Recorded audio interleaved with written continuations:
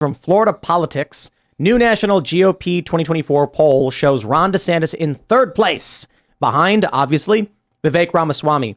In the prediction market right now, let me see if I can, I don't know, there we go. This is crazy. When I saw this, we were talking about it before, that even when they're tied, Vivek is below Ron DeSantis. And it could be because D becomes before R in alphabetical order, whatever. But as of right now, this one blew my mind. Vivek Ramaswamy and the prediction market for Predict It is in second place, 3 points above Ron DeSantis. Now, I'll make a few things clear in this. Prediction markets are not polls. It's the sentiment of people. Who do they think is going to win? They're basically betting money in real time, like stocks, on who they think is going to improve. Ron DeSantis going down means people think they will lose money by holding shares in his prediction in his prediction contract. And people are buying Vivek at 17 cents because they believe it will actually increase.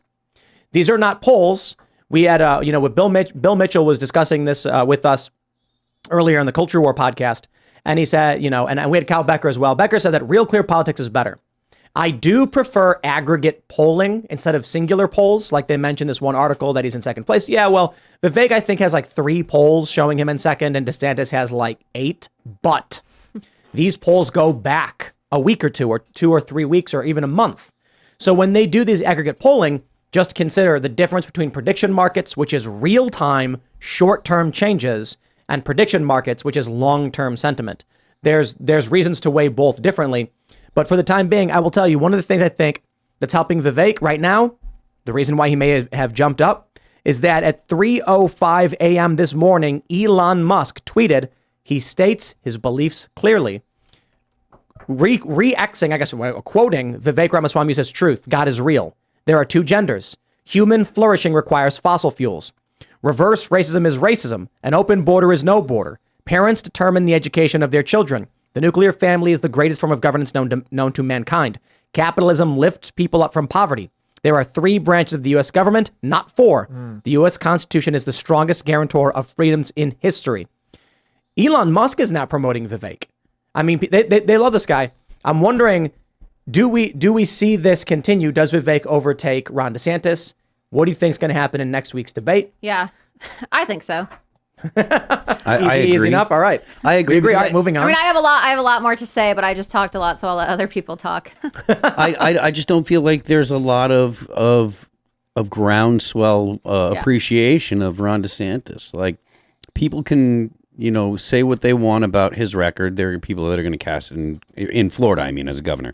There are people that are going to cast it as positive. There are people that are going to cast it as negative and stuff. But at the end of the day, people tend to vote with their gut more than with their, with their belief in policy or whatever. And I think that it is more likely that Vivek is going to communicate with people better than Ron does, and that might be because of the fact that apparently Ron has, and this is what I've heard, but Ron has a problem relating to people. He's not the guy you're going to want to have a beer with, for like the old George W. Bush line was. We've had Vivek on the show IRL twice. I was here once. It was when we were at we were actually using Charlie Kirk's studio down in Florida, or in Arizona. Sorry, that was awesome. And then he came on here when Seamus was guest hosting, but I also got to talk to him on the Culture War. And he's an easy guy to communicate with. He will answer the question you ask him, even if it's very, very difficult. He is quick-witted and smart. He handles it very, very well. And he's really good with liberals because he could handle me. Right. Like I changed the subject on him, asking about Mars colonization. He was all about it. He's got an answer. So let's go back to the Aleppo moment, the very terrible. Oh my God, I wanted to kill myself when that happened. Because that was like my peak, libertarian guy. I'm like, now's our time, man. The Johnson. Libertarians, Gary's got it. Here we go. And I'm watching Morning Joe and I'm just like, my heart sank. And I'm like, I can't believe this. For those that are not familiar, this is Gary Johnson, right? Yes. Yeah. He's doing an interview and he's asked, how would he deal with Aleppo? And he goes, and what is Aleppo? Yeah. Aleppo is a city in Syria that was just flattened during the Civil War, like at the height of the time. And it ruined his campaign. Absolutely. They were talking about rocket. They were talking about like the end days, and that was like being spoken about on the news, and he had no clue. So let's go through this. I told people, like, my view is, If Donald Trump was asked a question about insert random topic, if he's sitting down and the interviewer said, I want to get your thoughts on Roberto the Rooster. Trump, having no idea what the hell he's talking about, would go, no, look, I know a lot of people want to talk about Roberto, but we got to focus on jobs in this country. We've got a border that's, he would adapt pivot. and pivot. Yeah. Vivek, smart enough to do the same thing. Ron would do some facsimile of, I don't see him being quick-witted enough to deal with these difficult situations. Another thing that's going to happen that you're going to see is that, Vivek Ramaswamy has written books about woke culture, and he's going to, Ron DeSantis is going to find out very quickly that just talking about woke and talking about Disney and talking about COVID and pretending to be against childhood transitions isn't going to be enough to get him through this debate. Ron DeSantis has an issue, as you just said, communicating with people and relating to people, and he doesn't really have that likability factor. You see that he's very awkward in person, and this is because he's on the spectrum.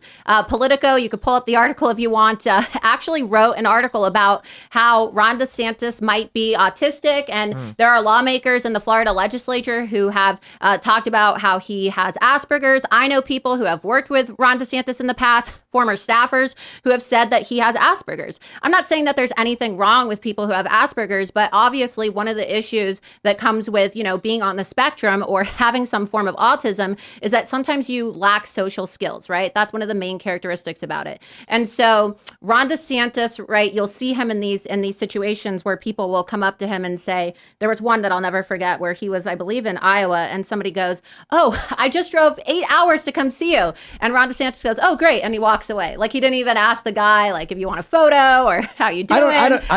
So Vivek Ramaswamy has written books about woke, and Ron's not going to be able to get away with just saying, oh, we're gonna combat wokeism. Well, how is Ron going to combat wokeism when one of his top lobbyists is a guy named Slater Bayless, who's a lobbyist for Bud Light? How is he going to combat childhood transitioning when another one of his top lobbyists is a guy named Mark Lampkin, who represents a company called AbbVie, a pharmaceutical company called AbbVie that is the manufacturer of a drug called Lupron, which is a drug used to chemically castrate children. You understand? He needs to be called out for this hypocrisy. What you're talking about with Vivek about and DeSantis about woke is a great point, because Vivek really understands the philosophy behind that's going on at the left now. I don't know exactly how deep Ron's understanding is.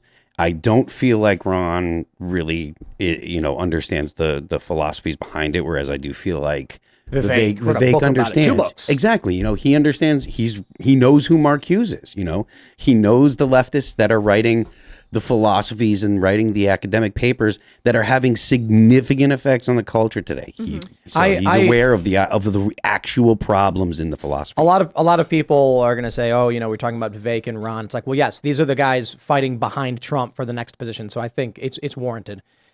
I don't care to say if Ron's on the spectrum or whatever. That seems I don't know, whatever. It's tough to measure. No, but who cares, right? We can just say it simply. No, but Ron is it's bad not, with people. Yeah, I'm not trying to be derogatory. I'm just saying that it would explain why he has such a hard time communicating with people. And you'll see the Never Back Down PAC, and you'll see his campaign say, oh, well, we raised $150 million, which, it's not really true, right? That's another lie. But all the money in the world, as I said, this money isn't going to be enough to buy Ron DeSantis the personality transplant that he so desperately needs. I saw the video of him serving eggs to people, and he wasn't looking at them. And they didn't even know who the hell he was in Iowa. And then you have Bill Mitchell on this morning being like, oh, yeah, Bob Vanderplaats is a kingmaker in Iowa, and Ron DeSantis is going to win. I mean, the guy's literally putting toothpicks and eggs as Donald Trump flies his plane over and cucks him in real time. Donald Trump, there is no question, is so good. Super good with people. You want a fist bump, too. Just fist bump. Air fist bump. Because you didn't see it. Air fist bump. Yeah, that's what I was laughing. Big fist bump. Go Trump. So Trump walks into a room and he commands this entertaining presence. Yeah. I went to the White House for the social media summit and I didn't know what to expect. And Trump was basically doing stand-up for an hour and we were all laughing. He was just nailing it. Ron is the opposite of that. Vivek, nowhere near as good as Trump's commanding presence, but at the very least, he can hold his own in a conversation with quick wit. I guess the question is, though, where does Vivek go? He's not going to beat Trump. He's not going to be president. What is he doing? Where does he end up? A cabinet position, perhaps. I thought so. I think he wants a cabinet position. I think it's obvious that Vivek is not going to be president, but I do appreciate the fact that he actually is running the campaign that Ron DeSantis, if he wanted to run for president, should have been running, right? Yep. Vivek Ramaswamy was the only other candidate for president that showed up to the rally I organized in front of the Miami courthouse when President Trump was arraigned. He had a press conference, and that was a really big act of courage because think about it. Those are all Trump supporters there. He didn't know if he was going to get booed or he was going to get chased away. But actually, the Trump supporters there embraced him and went up to him and thanked him because he passed out, a press statement saying that if he were to get elected as president, the first thing he would do is pardon President Trump. And he has not really attacked President Trump much. Defended him. I haven't really seen any direct attacks. And in fact, he's always the first one to come out with a statement whenever Trump has an indictment. Unlike Ron DeSantis, who pretends like he doesn't know what's going on and waits 24 hours to issue a statement and then won't even say Trump's name. I think you nailed it when you said Vivek is running the campaign, DeSantis should have run. Because Vivek is setting himself up for what's after this election. Yeah. I think he's another level. Vivek is like a brilliant, genius mastermind, business strategist. I think Trump sees a lot of himself in Vivek, which is why he respects him so much from when he was a young entrepreneur. But Vivek is like top level, 0.0001% genius human. So, whether or not he's not as famous as Trump. So that's why I personally feel like Trump's name recognition is going to get him 50 million votes. Thanks for watching this clip from the Timcast IRL podcast. Hang out with us live Monday through Friday at 8 p.m. and become a member over at timcast.com for uncensored, members-only shows exclusive. Thanks for hanging out, and we'll see you all next time.